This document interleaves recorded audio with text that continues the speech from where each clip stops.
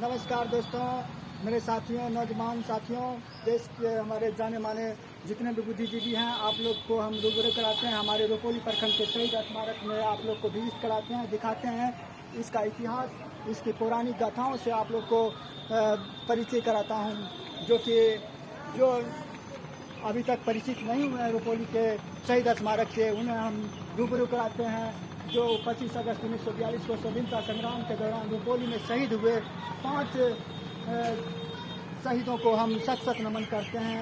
अमर शहीद सुखदेव भगत, पांचू बैठा, जागेश्वर साहनी, बंगाली सुरैया, सूर्य नारायण मंडल, इन्हें हमें सत सत नमन करना चाहिए।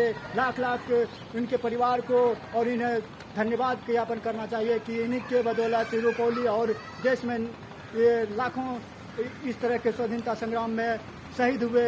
इस शहीदों को हम सत सत नमन करते हैं, जिनके बदौलत आज हमारा देश गुलामी की जंजीरों से मुक्त हुआ है और हम लोग आज़ाद पंछी की तरह देश में अपना जीवन यापन करते हैं, अपना स्वतंत्र रूप से जीवन निर्वाह करते हैं।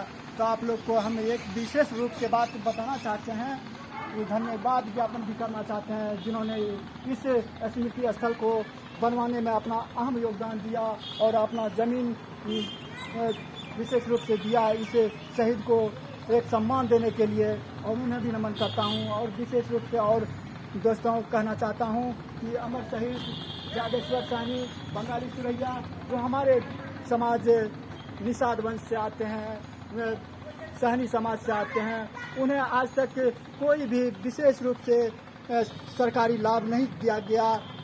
क्या खामियां रह गई सरकार की, क्या बताऊं। सरकार शासन बदलती है, सत्ता बदलती है उनके नाम पर, लेकिन आज तक उनके परिवार को कोई देखने वाला नहीं आया। इनके परिवार का लोग आज बद से बदतर स्थिति पर सड़कों पर जीवन यापन कर रहा है और इनका परिवार दिल्ली, पंजाब, मुंबई शहरों में सिर्फ मजदूर बनकर रह गया।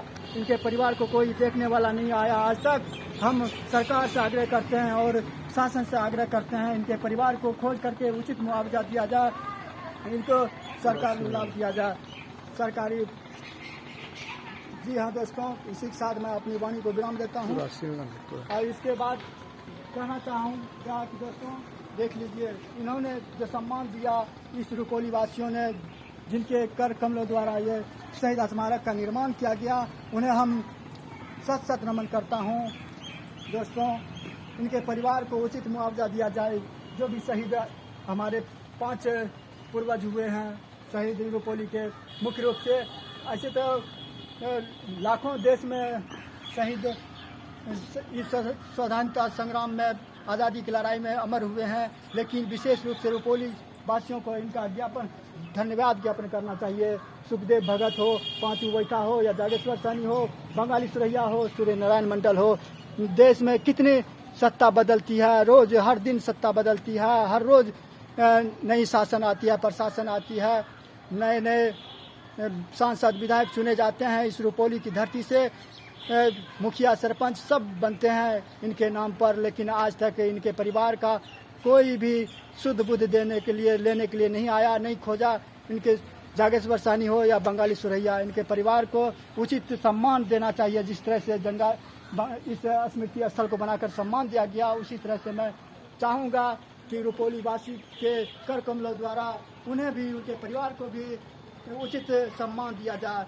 इसी के साथ मैं कहना चाहूँगा कि उन्हें जो उनके परिवार के पूर्वज जो हैं आज बद से बदतर स्थिति पर सड़कों पर इधर उधर दिल्ली, पंजाब में गुजर बसर कर रहे हैं मजदूर बनकर, उनके जीविकोपार्जन के लिए कोई विशेष रूप से सरकारी लाभ दिया जाए, सुविधा दिया जाए, उनके घर को बसाया जाए, उनके निजी जिंदगी को बेहतर किया जाए। उनके परिवार भी इसी देश के नागरिक हैं और इसी देश में वो रह करके हम लोगों को, उनके परिवार ने, उनके शहीद जागेश्वर साहनी हो या सुखदेव भगत हो या बंगाली सुरैया, उनके परिवार के बदौलत आज देश आज़ाद है। उनका भी बहुत बड़ा योगदान है। 1942 में हमारे 18 वर्षों के उम्र में, मात्र इतने कम उम्र में, 18 वर्षों के उम्र में बंगाली सुरैया ने 1942 की लड़ाई में शहीद हो गया। और इसे